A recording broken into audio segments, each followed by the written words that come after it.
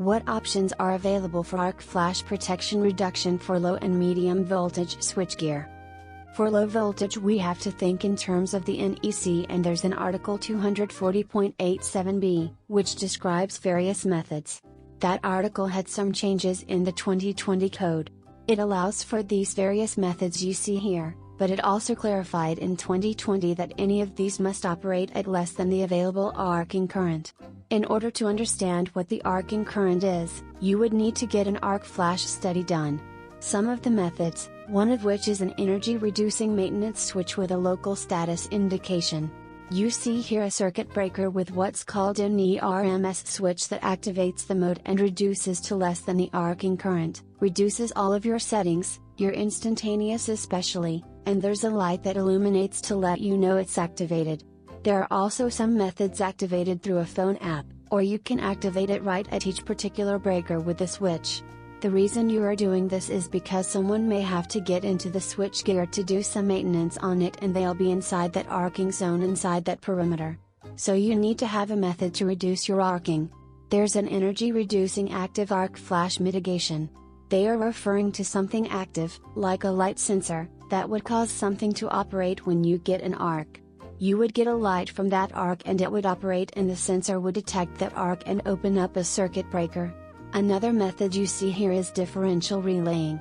Differential relaying, if you think of it in Kirchhoff's law, you're measuring the current, or theoretically if you look at a bus as a zone, or node, all the currents going into that zone, it should all add up to zero going and going out, and in the event that it's not zero, that tells you that something's wrong. You may need to take some action, and the differential relay will operate and open up all of the circuit breakers within that zone. The fourth method is zone selective interlocking, which is particular to low voltage, and it's an option on the circuit breaker. You're interconnecting the trip units and you're trying to disconnect or open a circuit breaker as close to the fault as possible. There's also adjusting the instantaneous trip to be less than the arc fault current. Now they made a change in the code highlighted in green here, that the instantaneous override that you're using, that's less than the available arcing current. They are saying in the new 2020 code that a temporary adjustment to that instantaneous trip shall not be permitted. My interpretation of this is that they are moving you away from that methodology. I believe that someone can adjust that instantaneous override, and if they don't reset it, then once you're done with your maintenance, your instantaneous isn't set for a coordination study. The last one is an approved equivalent means, which I interpret that if there were another means that were developed to meet this standard, that could be employed as well. I wanted to point out in the 2020 code, they're adding that performance testings are required, and you have to show some documentation that the arc reduction method operates below the arcing current. That's where your arc flash study can come in. You usually get a third-party firm to do that arc flash study, and they can place stickers on the gear that references the study and what the arcing current is. The 2020 code is also looking for documented field tests. This would have to be tested in the field, and that could also be done by the third party who would do the arc flash study.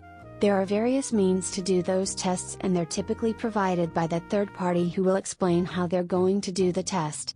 It's also like our low voltage methodologies. If you think about medium voltage, where you typically find protective relaying, you can get protective relays that can have two settings, which is something like adjusting the instantaneous, or you can get protective relaying with light sensors or a combination of light and current sensors to detect your fault and operate the circuit breakers. I tend to prefer the light and current methodology. Those methods can be activated right at the relay, either with a switch or setting on the relay, or possibly with a phone app that can activate that mode in the relay.